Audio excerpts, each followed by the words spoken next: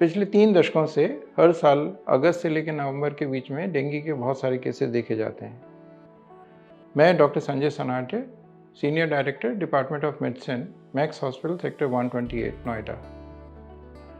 आज हम इसी डेंगू फीवर से जुड़े कुछ पहलुओं और प्रश्नों पर चर्चा करने जा रहे हैं।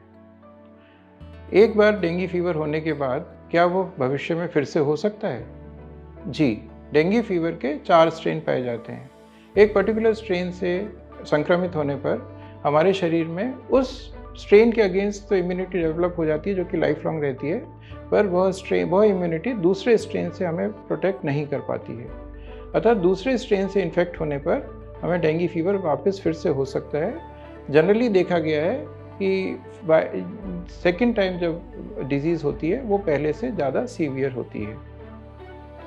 ट्रीटमेंट शुरू करने के बाद भी प्लेटलेट काउंट्स कम हो रहे हैं। कई मरीजों के लिए ये एक बड़ा क्वेश्चन होता है।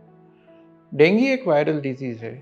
इसकी कोई पर्टिकुलर दवाई नहीं है जिससे हम वायरस को शरीर से जल्दी इरेडिकेट कर सकें। जनरली वायरस शरीर में से 5-6 दिन में 7 दिन में अपने आप ही निकलता है, बट उस दौरान वो अपनी कॉम्प्लिकेशंस करता रहेगा। प्लेटलेट काउंट कम होना भी उसी कॉम्प्लिकेशन का एक हिस्सा है। प्लेटलेट काउंट अगर 20,000 से कम हो जाते हैं या पेशेंट को स्पॉन्टेनियस ब्लीडिंग शुरू होती है, उस केस में हम किसी स्वस्थ व्यक्ति के शरीर से प्लेटलेट निकाल के मरीज के शरीर में ट्रांसफ्यूज करते हैं प्लेटलेट बढ़ाने के लिए।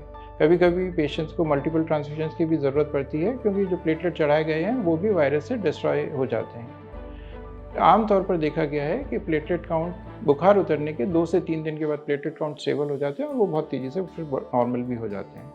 और कोई भी लक्षण ऐसे आते हैं जो कि खतरे की घंटी हो सकते हैं, उस केस में आपको अपने चिकित्सक से, अपने डॉक्टर से तुरंत कांटेक्ट करना चाहिए।